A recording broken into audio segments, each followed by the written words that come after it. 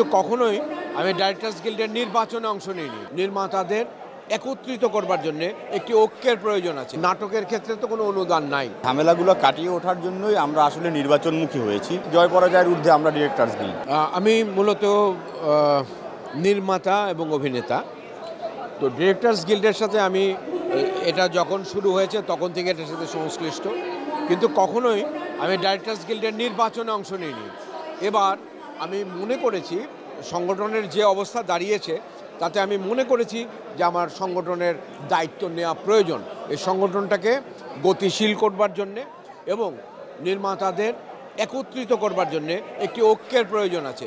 সেই জায়গা থেকে দাঁড়িয়ে আমি এই নির্বাচনে অংশগ্রহণ করছি। চাওয়ার তো শেষ নাই। 2 বছর সময়ের মধ্যে গুণগত মান উন্নয়নের জন্যে একটা সংগঠনকে গতিশীল করা এবং নির্মাতাকে তার মর্যাদাপূর্ণ জায়গায় প্রতিষ্ঠা করতে যে কাজগুলি করা দরকার আমি আপাতত তাই করব। নির্মাতাদের ক্ষেত্রে রাষ্ট্রীয় স্বীকৃতির যে প্রশ্নটি, এটাও বহুদিন ধরে এটা নিয়ে কথা হচ্ছে।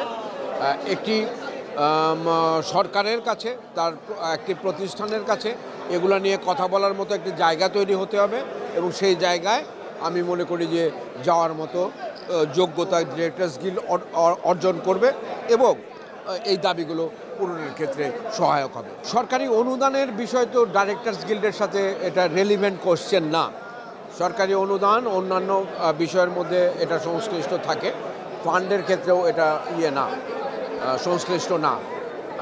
কারণ এখানে নাটকের ক্ষেত্রে তো কোনো অনুদান নাই, আর সরকারি অনুদান এখানে আসবার সুযোগ খুবই কম।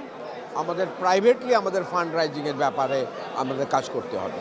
আমাদের আসলে কাজের পরিবেশ 5 তারিখের পর থেকে একটু ডাউন ছিল।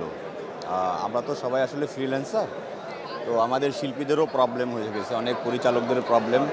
কাজ আসলে এখন শুরু হয়েছে। তো আমরা এই বিগত যে ঝামেলাগুলো ছিল সেই ঝামেলাগুলো কাটিয়ে ওঠার জন্যই আমরা আসলে নির্বাচনমুখী হয়েছি এবং আমরা সবাই উৎসবমুখর পরিবেশে একত্রে নির্বাচনের জন্য সর্বোচ্চ চেষ্টা করে যাচ্ছি এবং আলহামদুলিল্লাহ আজকে খুব উৎসবমুখর পরিবেশে নির্বাচন হচ্ছে, সেটা তো আপনারা দেখতেই পাচ্ছেন। তো আমরা আমাদের গিল্ডকে এগিয়ে নেওয়ার জন্য আমরা পরিচালক যারাই আছি সবাই যে কোনো প্রবলেমে, যে কোনো সমস্যায় আমরা এক কাতারে দাঁড়িয়ে যাই। যেমন এই নির্বাচন নিয়ে একটা রিট হয়েছিল, কিছু অনাকাঙ্ক্ষিত পরিস্থিতি তৈরি হয়েছিল, আমাদের নির্বাচন কমিশনেও সব কিছু আসলে আমরা সবাই এক কাতারে দাঁড়িয়ে সমাধান করি।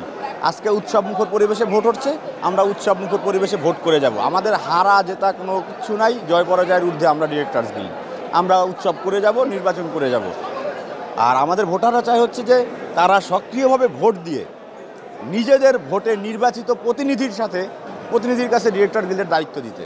আমরা সেটাতে বিশ্বাসী, আমরা সেটাই করছি।